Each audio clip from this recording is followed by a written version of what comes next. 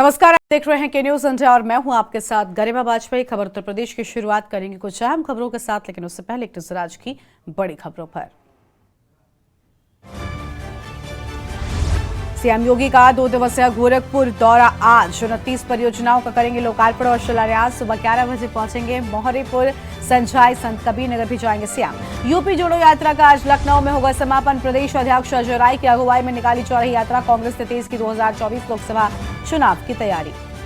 22 जनवरी के लिए अयोध्या में तैयारियों ने पकड़ा बेहद जोर। मेहमानों के आने और जाने के लिए मास्टर प्लान हुआ तैयार। कार्यक्रम के बाद मेहमानों को वापस भेजना बड़ी चुनौती। ज्ञानवापी मामले में आज आएगा फैसला। वजूखाने को लेकर मुस्लिम पक्ष ने जताई थी आपत्ति। एएसआई ने भी जिला कोर्ट से मांगा था 4 हफ्ते का समय। प्रदेश में बारिश और गलन ने बढ़ाई मुश्किलें। नोएडा से लखनऊ तक ठंड से कांपे लोग। कई शहरों में घना कोहरा। न्यूनतम तापमान 4 डिग्री तक पहुंचा। प्रदेश में कोरोना मरीजों की संख्या में इजाफा। आगरा में कनाडा से आई युवक की बहन मिली कोरोना पॉजिटिव। आगरा में संक्रमित मरीजों की संख्या 7 हुई। आप देख रहे हैं के न्यूज, खबरों का सारथी। और अब रुक करते हैं खबरों की ओर। सीएम योगी आदित्यनाथ आज गोरखपुर के दौरे पर जाएंगे। 2 दिनों के लिए गोरखपुर के दौरे पर रहेंगे सीएम योगी आदित्यनाथ। अहम जानकारी आपको हम बता दें, और गोरखपुर में 24 परियोजनाओं का करेंगे लोकार्पण व शिलान्यास।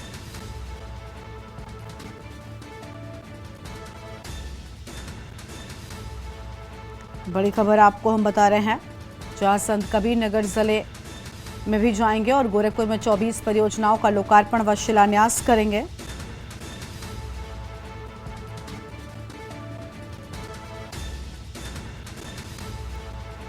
और यह हम जानकारी आपको हम बता दें, जहां सुबह 11 बजे मोहरीपुर पहुंचेंगे।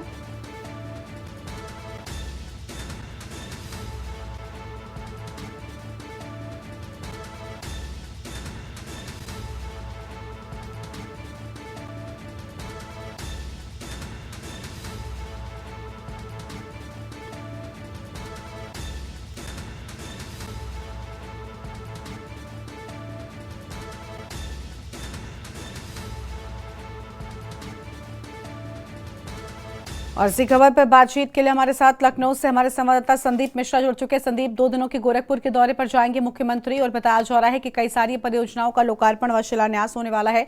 पूरी जानकारी क्या है आपके पास?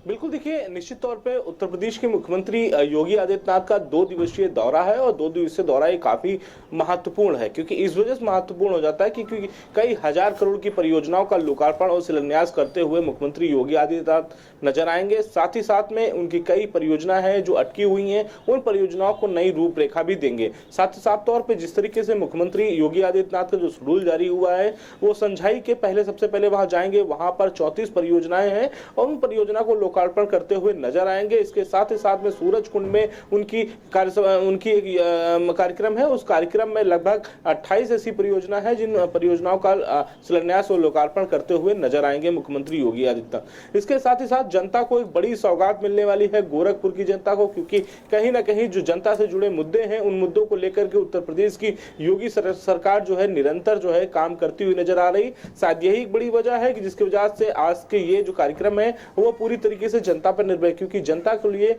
एक बड़ी सौगात है। और निश्चित तौर पे आने वाले समय को लेकर के जिस तरीके से गोरखपुर को निखारा जा रहा है, गोरखपुर में कई ऐसी योजनाएं हैं जिन योजनाओं पे लगातार निरंतर मुख्यमंत्री योगी आदित्यनाथ नजर बनाए रखे हैं, क्योंकि वहां पर बहुत तेजी से काम चल भी रहा है। तो ऐसे में यह भी माना जाता है कि जिस तरीके से मुख्यमंत्री योगी आदित्यनाथ एक बार फिर से गोरखपुर को एक बड़ी सौगात देने जा रहे हैं। जी बिल्कुल, साफ तौर पर बड़ी सौगातें मुख्यमंत्री को की ओर से गोरखपुर की जनता को मिलने वाली हैं। संदीप, ये भी जानना चाहेंगे कि देखिए 2 दिनों का दौरा है, क्या शेड्यूल रहने वाला है गोरखपुर में? क्या कुछ कार्यक्रम, किन किन जगहों पर मुख्यमंत्री पहुंचेंगे? क्या शेड्यूल है, डे प्लान क्या तैयार किया गया है उनका?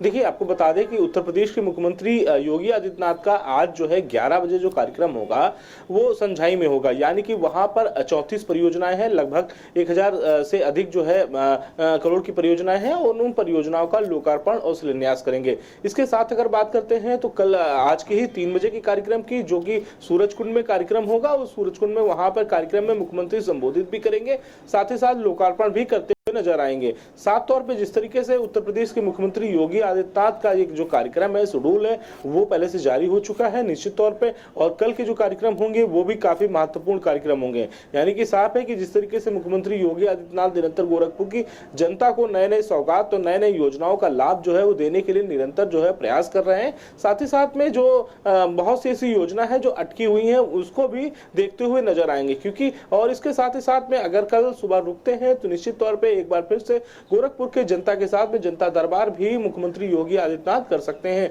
यानी कि जिस तरीके से जनता दरबार लगातार मुख्यमंत्री जब भी गोरखपुर जाते हैं तो वो जनता दरबार लगाते हैं, जहां वहां के जो आसपास के लोग हैं, जो आते हैं, दूर दराज से लोग आते हैं, उनकी समस्याओं को सुनते हैं, तो निश्चित तौर पर जनता दरबार भी लगाया जा सकता है। साथ ही साथ में अगर बात करें तो अयोध्या में जिस तरीके से भव्य मंदिर का निर्माण हो रहा है, वहां की जो परियोजनाएं हैं उनको भी देखते हुए नजर आएंगे। यानी कि साफ है कि जिस तरीके से उत्तर प्रदेश के मुख्यमंत्री योगी आदित्यनाथ आने वाले लोकसभा चुनाव से पहले बहुत सी ऐसी परियोजना जो अटकी हुई हैं उन योजनाओं को पूरी तरीके से पूर्ण करने को अधिकारियों को निर्देश भी दे सकते हैं।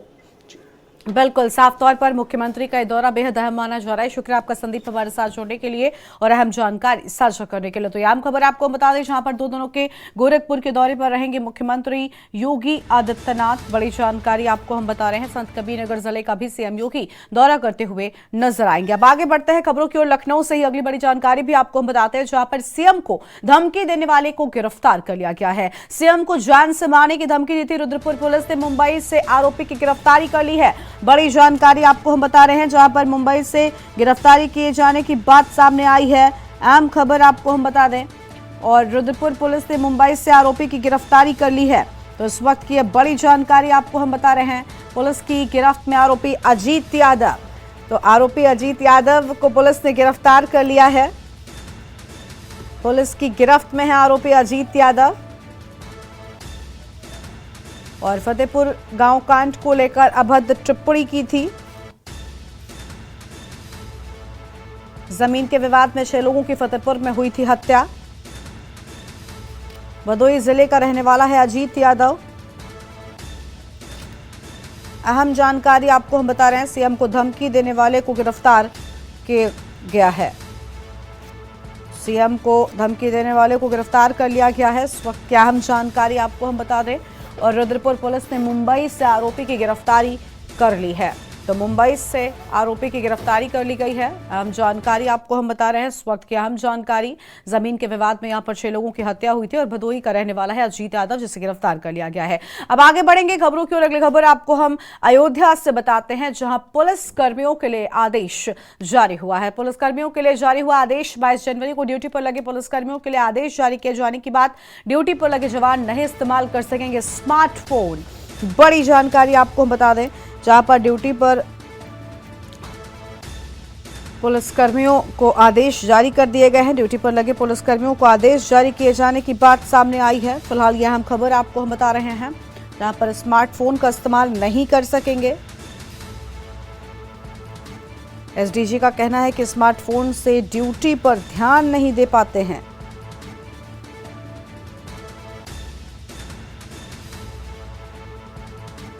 तो यह अहम खबर आपको हम बता दें, जहां 22 जनवरी को अयोध्या में प्राण प्रतिष्ठा का कार्यक्रम होना है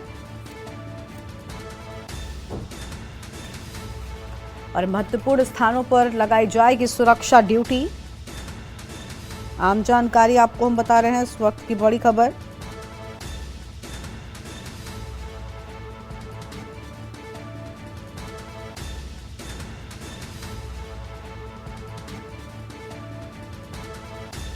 और ड्यूटी पर तैनात जवान स्मार्टफोन का इस्तेमाल नहीं कर सकेंगे। अहम खबर आपको हम बता रहे हैं, इस वक्त की बड़ी जानकारी आपको हम बता दें।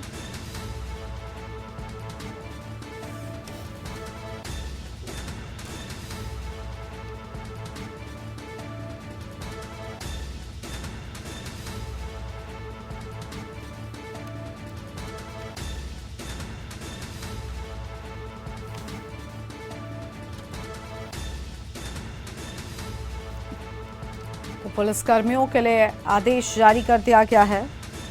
22 जनवरी को ड्यूटी पर लगे पुलिसकर्मियों के लिए आदेश सामने आया है।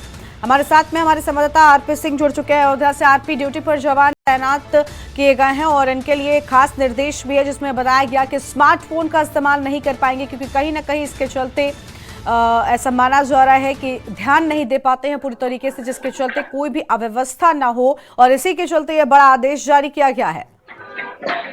जी गरिमा जी, बताना चाहेंगे कि रामनगरी अयोध्या में जो है जन्मभूमि जो है 3 जोन में बांटे गए, रेड जोन, रेड और तो 3 जोन में जो है जो पुलिसकर्मी बैठते थे वो मोबाइल चलाते थे, कहीं ना कहीं जो है सुरक्षा के लिहाज से ध्यान नहीं देते थे।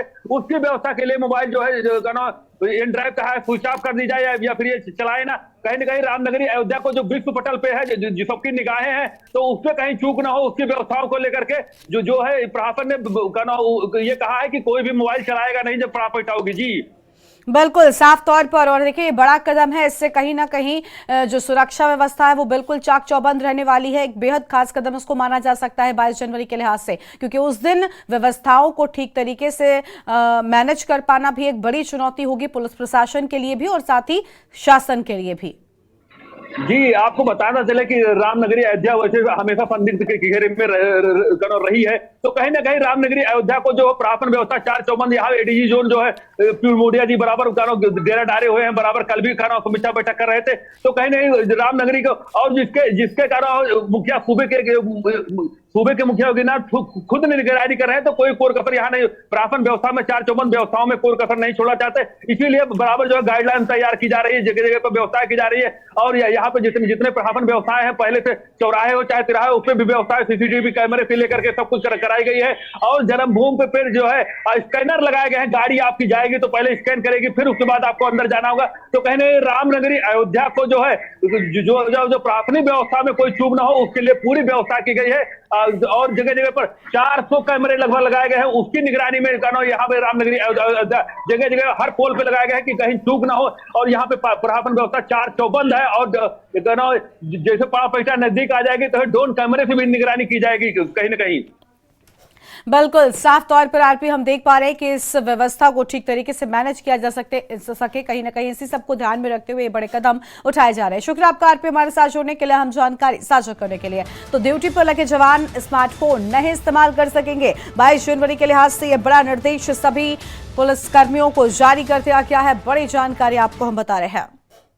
और रामनगरी अयोध्या में जैसे जैसे प्राण प्रतिष्ठा की नजदीक आ रही है घड़ी, राम मंदिर की तैयारियां भी तेजी के साथ की जा रही हैं। इस तरह पूरे भारत में, विश्व में और राम में वातावरण परिवर्तित होता जा रहा है। राम में बनाने के लिए हर आदमी अलग अलग तरीके से कार्य करना चाहता है। बहुत से लोग खेल के माध्यम से राम के प्रति छोटे बच्चों में भी भावना जगाना चाहते हैं। लूडो की तरह खेल है ये, और इस खेल में भगवान राम के रामायण पर आधारित सभी पात्रों को दर्शाया गया है। इनका कहना है कि बच्चों में भी मोबाइल की जगह पर अब लोग परिवार के बीच बैठकर खेल खेलेंगे तो राम में वातावरण रहेगा।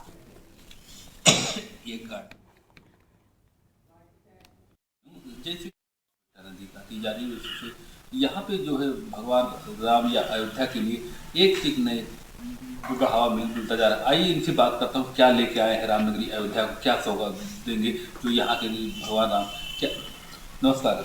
नमस्ते। क्या लेके आए हैं सर रामनगरी अयोध्या के लिए? देखिए, बच्चों में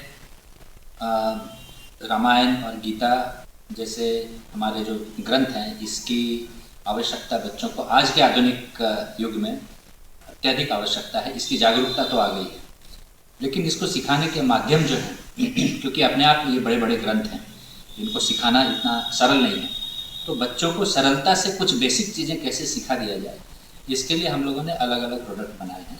एक है बोर्ड गेम।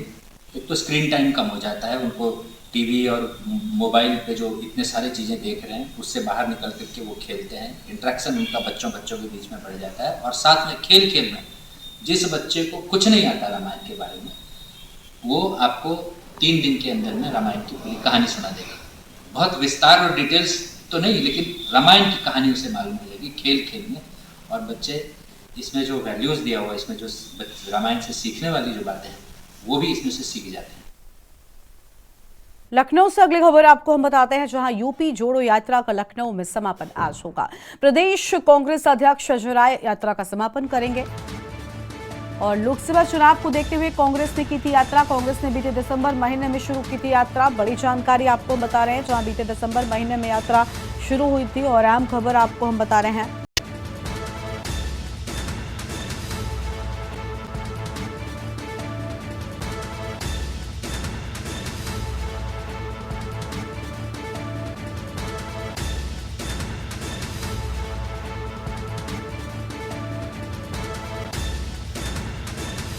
और यात्रा के समापन को लेकर अहम बात हम आपको बता दें, जहां पर लोकसभा चुनाव को देखते हुए कांग्रेस ने यात्रा की शुरुआत करी थी और अहम जानकारी आपको हम बता रहे हैं। कांग्रेस ने बीते दिसंबर महीने में यात्रा शुरू की थी।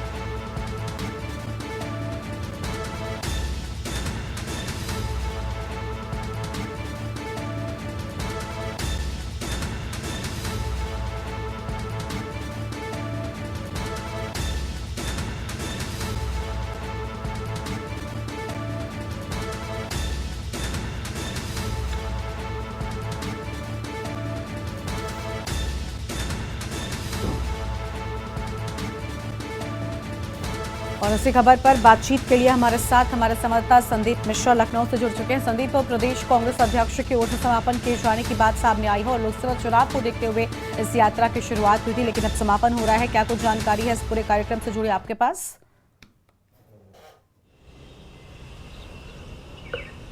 संदीप, आवाज मिल रही है आपको? हेलो संदीप बोलो, फोन पे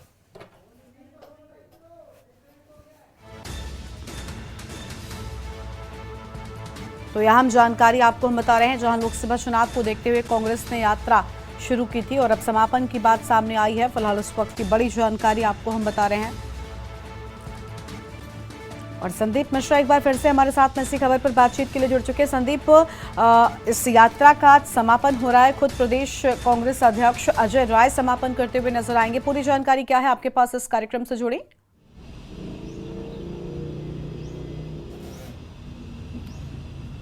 देखिए, आपको बता दें कि लोकसभा चुनाव को लेकर के कांग्रेस पार्टी अपनी जमीन तलाशने के लिए उत्तर प्रदेश में यूपी जोड़ो यात्रा का शुभारंभ की थी। यानी कि सहारनपुर से उन्होंने अपनी यात्रा का शुभारंभ किया था और इसके साथ ही साथ उत्तर प्रदेश के कई ऐसे पश्चिम के जिले थे जिन जिलों से होते हुए यात्रा सीतापुर होते हुए लखनऊ पहुंची है। यानी कि लखनऊ में उसका भव्य स्वागत किया गया और लखनऊ में स्वागत के लिए साथ ही साथ सभी पदाधिकारियों को उपस्थित होना था। इसके साथ ही साथ में आज ये यात्रा जो है वो शहीद स्मारक पर पहुंचेगी। यानी कि उन शहीदों को याद किया जाएगा जो शहीद कभी देश की आजादी के लिए अपनी जान न्यौछावर कर दिए थे। तो उन शहीदों को याद करने के लिए शहीद स्मारक तक इस यात्रा का समापन किया जाएगा। लेकिन साफ तौर पे इस यात्रा का जो मकसद था वो साफ तौर पे यूपी जोड़ो यात्रा का नाम था। यानी कि जो संविधान के खिलाफ जो है कांग्रेस पार्टी लगातार निरंतर लड़ाई लड़ रही थी। साथ ही साथ में कांग्रेस पार्टी कई ऐसे जो मुद्दे थे उन मुद्दों को लेकर के लड़ाई कर रही थी। यानी कि महंगाई का मुद्दा था, कानून व्यवस्था का मुद्दा था। इन मुद्दों को लेकर के निरंतर जो है कांग्रेस पार्टी लड़ाई लड़ रही थी। ऐसे में अब कांग्रेस पार्टी इस अभियान के तहत जो है सरकार को सजग करना चाह रही थी। ऐसे में अब उत्तर प्रदेश की योगी सरकार के लिए सबसे बड़ी चुनौती बनती हुई नजर भी आ रही थी कांग्रेस पार्टी, क्योंकि कहीं ना कहीं एक तरफ इंडिया गठबंधन है तो दूसरी तरफ अगर बात करें तो एनडीए है। तो ऐसे में इंडिया गठबंधन में बहुत से संगठन हैं वो शामिल हुए हैं। तो ऐसे में यूपी जोड़ो यात्रा का जो महत्व था वो पूरे कई जिलों में होते हुए निकला है। अब अगर बात की जाए कि जो यूपी के नए प्रभारी बनाए गए हैं अविनाश कुमार पांडे को उत्तर प्रदेश की जिम्मेदारी दी गई है, जो कि प्रियंका गांधी हाल ही में उनको हटाया गया वहां से, वो भी इस यात्रा में आज शामिल होंगे। क्योंकि दोपहर 12 बजे के बाद जो है वो लखनऊ एयरपोर्ट पहुंचेंगे और इसके बाद एयरपोर्ट पहुंचने के बाद से इस यात्रा में अजय राय जो कि कांग्रेस के प्रदेश अध्यक्ष हैं उनके साथ जो है इस यात्रा को आगे बढ़ाते हुए नजर आएंगे। साफ तौर पर कांग्रेस पार्टी लगातार निरंतर लोकसभा चुनाव को लेकर के अपनी जमीन की तलाश कर रही है। कहीं ना कहीं उत्तर प्रदेश में जो सीटें हैं उन उत्तर प्रदेश सीटों को लेकर के अपने इंडिया गठबंधन में आगे बढ़ाने को लेकर के इस महत्वपूर्ण यात्रा को कर रही थी। हालांकि इस यात्रा का जो उद्देश्य था वो साफ तौर पे भारतीय जनता पार्टी को घेरने का था, लेकिन अब देखना ये होगा कि यात्रा ये यहीं पर समापन होगी या फिर इस यात्रा का नया रूट मैप भी तैयार किया जाएगा कांग्रेस की तरफ से। बिल्कुल, कांग्रेस की ओर से क्या कुछ कदम बढ़ाए जाते हैं देखना बहुत अहम होगा। बहुत शुक्रिया आपका संदीप, हमारे साथ जुड़ने के लिए और जानकारी के न्यूज इंडिया के दर्शकों के साथ में साझा करने के लिए। तो कांग्रेस ने बीते दिसंबर महीने में ने ही इस यात्रा की शुरुआत की थी। बड़ी जानकारी आपको हम बता रहे हैं, यूपी छोड़ो यात्रा का लखनऊ में आज समापन होने की बात सामने आई है। एक छोटे से ब्रेक के लिए आप रुक रहे हैं, ब्रेक के बाद खबरों का सिलसिला जारी रहेगा। आप देख रहे हैं के न्यूज, खबरों का सारथी। सुल्तानपुर से इस बीच एक अहम जानकारी आपको हम बताते हैं। सुल्तानपुर से अहम खबर सामने आई है, जहां पर राहुल गांधी को एमपी एमएलए कोर्ट ने तलब किया है। सुल्तानपुर से बड़ी खबर आपको हम बता दें, राहुल गांधी को एमपी एमएलए कोर्ट ने किया तलब। अहम जानकारी आपको हम बता रहे हैं, इस वक्त की अहम खबर। और आज की सुनवाई में तय होगी आगे की कार्रवाई। तो यह बड़ी जानकारी आपको हम बता रहे हैं, इस वक्त की अहम खबर आपको हम बता दें, जहां पर विजय मिश्रा ने 5 साल पहले दाखिल किया था परिवाद। अरविंद श्रीवास्तव हमारे साथ में इसी खबर पर बातचीत के लिए जुड़ चुके हैं। अरविंद, राहुल गांधी को एमपी एमएलए कोर्ट ने तलब किया है, जोनल हेड हमारे साथ में है। जी, मैं आपको बता दूं कि राहुल गांधी को आज इनके ऊपर 5 साल पहले कर्नाटक विधानसभा चुनाव में अमित शाह के ऊपर अभद्र टिप्पणी की थी, आपत्तिजनक टिप्पणी थी, जिससे यहाँ के एक विजय मिश्रा जी वरिष्ठ भाजपा नेता हैं, वो कोर्ट में संज्ञान लिया था और उनके खिलाफ याचिका दायर की थी, जिसकी सुनवाई लगातार कोर्ट में चल रही है। आज कोर्ट ने इन्हें तलब किया है। अब तलब में देखिए क्या कार्यवाही होती है, ये शाम तक पता चल जाएगा। जी, बहुत शुक्रिया अरविंद जी आपका हमारे साथ जुड़ने के लिए और अहम जानकारी साझा करने के लिए। तो सुल्तानपुर से बड़ी जानकारी आपको बता रहे हैं, जहां पर अमित शाह पर टिप्पणी करने का ये पूरा मामला है। और अब आगे बढ़ते हैं खबरों की ओर। प्रदेश में बारिश और गलन ने मुश्किलें बढ़ा दी है। नोएडा से लखनऊ तक कांपे हैं लोग और कई शहरों में घने कोहरे के साथ ही शीत लहर भी देखने को मिल रही है। तो कई शहरों में घने कोहरे के साथ शीत लहर का प्रकोप देखने को मिल रहा है।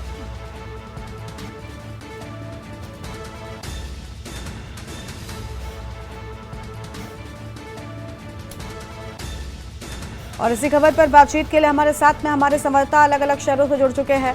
मुनेंद्र शर्मा हमारे साथ में नोएडा से हैं, मुनेंद्र का रुख कर लेंगे। और विवेक पराशरी भी हमारे साथ में जुड़ चुके हैं बरेली से। इसके साथ ही अनिल मीणा बुलंदशहर से हमारे साथ में। सबसे पहले मुनेंद्र का रुख कर लेते हैं। मुनेंद्र, ठंड से परेशान लोग अपने घरों में कैद हो गए हैं, क्या है माहौल और किस तरीके से लोग ठंड से बचाव करते हुए नजर आ रहे हैं? में बात करना चाहेंगे कि अगर सर्दी जो नोएडा में है आज 11 सेंटीग्रेड के आसपास का टेम्परेचर है और जो माहौल है तकरीबन 10 से 9 सेंटीग्रेड लगातार पारा कम होता जा रहा है। तकरीबन पिछले 3 दिन से लगातार पारा कम हुआ है। 13 सेंटीग्रेड से लेकर के आज 10-11 सेंटीग्रेड के आसपास का टेम्परेचर है। ये शहरी क्षेत्रों की बात अगर हम ग्रामीण क्षेत्रों की करें तो ग्रामीण क्षेत्रों में ये टेम्परेचर 1 सेंटीग्रेड या उसके आसपास का है। तो जहां पर लोग पाला भी पड़ रहा है और लोग उससे परेशान भी है। लगातार सर्दी बढ़ने से जहाँ कपकपाहट बढ़ी है यहाँ पर और साथ ही कोहरा और जो धुंध है सड़कों के ऊपर, उससे यातायात में भी काफी फर्क पड़ा है। लगातार दिक्कतें बढ़ी है। प्रशासन की तरफ से बहुत कम सपोर्ट लोगों को मिल पा रहा है और जो गरीब लोग हैं उनके लिए बड़ी मुश्किल का सामना इस समय करना पड़ रहा है। जी बिल्कुल, अनिल के पास जाएंगे। बुलंदशहर से अनिल हमारे साथ में जुड़े हुए हैं। अनिल, बुलंदशहर में भी हम देख पा रहे हैं कि लोग अपने घरों में कैद हो गए हैं और इस लगातार हो रही बारिश ने कहीं ना कहीं ठंड को और ज्यादा बढ़ा दिया है। बिल्कुल गरमा जनपद बुलंदशहर की बात करते हैं। जनपद बुलंदशहर एनसीआर का क्षेत्र लगातार अगर बात की जाए तो कई दिन से लगातार कोहरा और सर्दी का प्रकोप बढ़ रहा था, लेकिन आज की बात की जाए तो थोड़ा सा मौसम में राहत जरूर मिली है, लेकिन आसमान में बादल जरूर छाए हुए।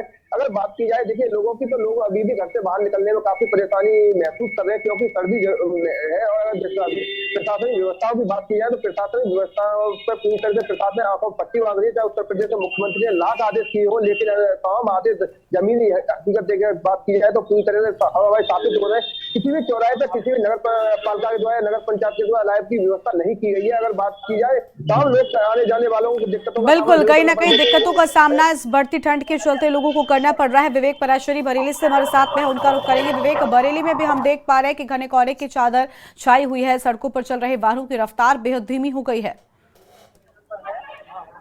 जी बिल्कुल, मैं आपको बताना चाहूंगा कि पिछले 2 दिनों से जिस तरीके से पारा और ज्यादा नीचे गिर गया, शीत लहर का प्रकोप लगातार यहाँ पे बढ़ता जा रहा है। शीत लहर की वजह से लोग अपने घर से नहीं निकल पा रहे हैं, लोगों को ऑफिस जाने में दिक्कतों का सामना करना पड़ रहा है। शाम को भी लोग अपने घर में जल्दी कैद होने की कोशिश करते, जल्दी घर पहुंच जाते। वहीं बात करें प्रशासन की, तो प्रशासन द्वारा यहाँ पे लगातार जो अब कमर कस ली है और लगातार नगर पालिका आंवला द्वारा यहाँ पे अलाव जलाए जा रहे हैं। यहाँ पे लोगों को शेल्टर होम में नगर पालिका अध्यक्ष सैयद आबिद अली खुद भी यहाँ पे लोगों को पहुंचा रहे हैं। उप जिलाधिकारी गोविंद मौर्य ने यहाँ पे लोगों को कंबल बांटे जो बेसहारा लोग हैं, और जिला अधिकारी इस पूरे मामले को खुद मॉनिटर कर रहे हैं, इस पूरे मामले को कहीं ना कहीं। जी बिल्कुल, बहुत शुक्रिया विवेक आपको हमारे साथ जुड़ने के लिए, हम जानकारी साझा करने के लिए। तो ये बड़ी जानकारी आपको बता दें, जहां प्रदेश में बारिश और गलन ने ठंड बढ़ा दी है। और मुनेंद्र और अनिल, आपका भी बहुत शुक्रिया हमारे साथ जुड़कर अधिक जानकारी साझा करने के लिए। तो कई शहरों में घने कोहरे की चादर छाई हुई है और कई जिलों में न्यूनतम तापमान 4 डिग्री तक पहुंच चुका है। यहाँ हम जानकारी आपको हम बता रहे थे। और उत्तर प्रदेश की खबरों में फिलहाल इतना ही। तमाम बड़ी खबरों के लिए आप देखते रहिए के न्यूज़ इंडिया। नमस्कार।